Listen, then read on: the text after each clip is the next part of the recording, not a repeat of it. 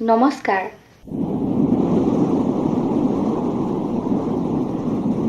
বতাহজাক আহিছিলহে, গছৰ পাতকেইখিলামানো ভালকৈ লৰিব নাপালে। দিলে নহয় APDCL লাইনটো কাটি। কিয় কাটি দিলে বাৰু? কৈ আছোঁ শুনক।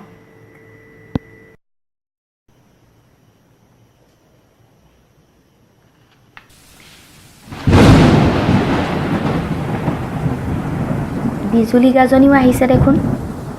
আপুনি জানেনে বজ্ৰপাতত বহুত বিদ্যুৎ শক্তি উৎপন্ন হয়?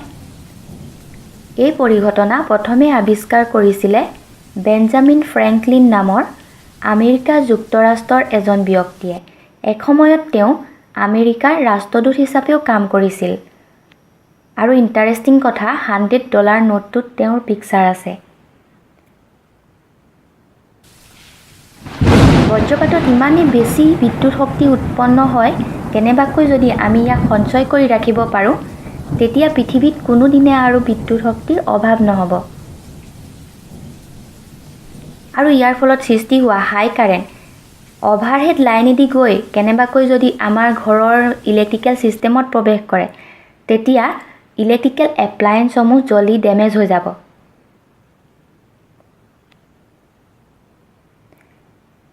আৰু বতাহত ফেজ আৰু নিউট্ৰেল যদি এক হৈ যায়, তেতিয়া শ্বৰ্ট চাৰ্কিট হৈ ইমানে বেছি কাৰেণ্ট প্ৰডিউচ হ'ব, ই আমাৰ ঘৰত ছিষ্টেমত যদি প্ৰৱেশ কৰে, তেতিয়া সকলো বস্তু জ্বলি যাব, ঘৰো জ্বলি যাব পাৰে।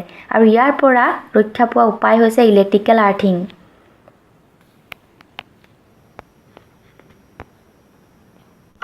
কেতিয়াবা আকৌ ইস্ত্ৰি, লেপটপ বা বেলেগ ইলেক্ট্ৰিকেল এপ্লায়েন্সৰ বডিত টাচ কৰিলে আমাৰ গাত ইলেক্ট্ৰিক শ্বক লাগে।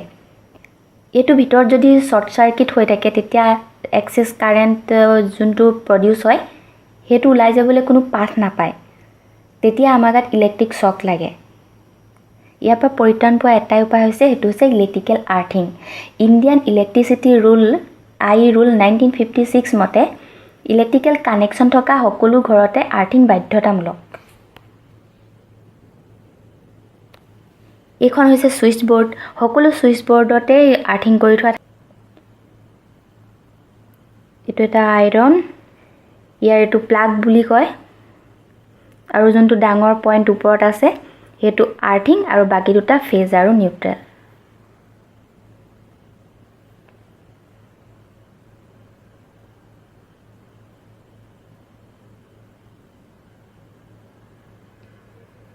এতিয়া ইয়াত যদি কেনেবাকৈ এক্সেছ কাৰেণ্ট প্ৰডিউচ হয়, তেতিয়া সেই ডাঙৰ আৰ্থ পইণ্টটোৱেদি গৈ পেলাই ছুইচ বৰ্ডৰ পৰা মেইন ছুইচলৈ যোনডাল আৰ্থিং ৱায়াৰ আছে, সেই আৰ্থিং ৱায়াৰ হৈ গ্ৰাউণ্ডলৈ গুচি যাব। গ্ৰাউণ্ডত পাইপ পোতা আছে মাটিত।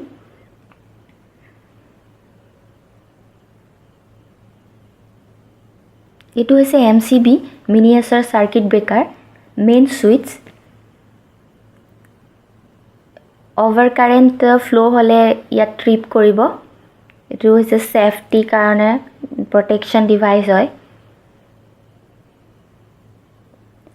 ইয়াৰ পৰা আৰ্থিং ৱায়াৰটো আৰ্থ পাইপত গৈছে।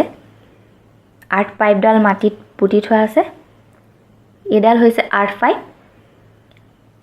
ধুনীয়া দেখিবৰ কাৰণে দেউতাই পকা কৰি পেলাইছে দেই। পকা কৰিব নালাগে, খোলা ৰাখিব লাগে, যাতে বৰষুণৰ পানী চানী ইয়াত পৰি জেকা হৈ থাকে মাটি টুকুৰা। যদি শুকান জেগাত পুতে, তেতিয়া পাইপডাল দীঘল দিব লাগিব বেছি, আৰু মাজে মাজে পানী ঢালি থাকিব লাগিব। এইটো সাধাৰণতে 2.5 মিটাৰ হয় পাইপডালৰ লেংথ, দৈৰ্ঘ্য, আৰু এইটো বহলটো আছে 5 চেণ্টিমিটাৰ।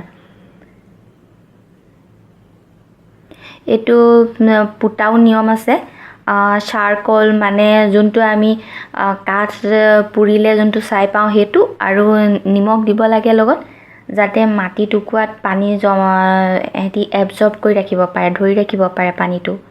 কাৰণ পানী হৈছে বিদ্যুতৰ সুপৰিবাহী, তেতিয়া কাৰেণ্টটো ভালকৈ পাছ হৈ যাব পাৰে মাটিলৈ।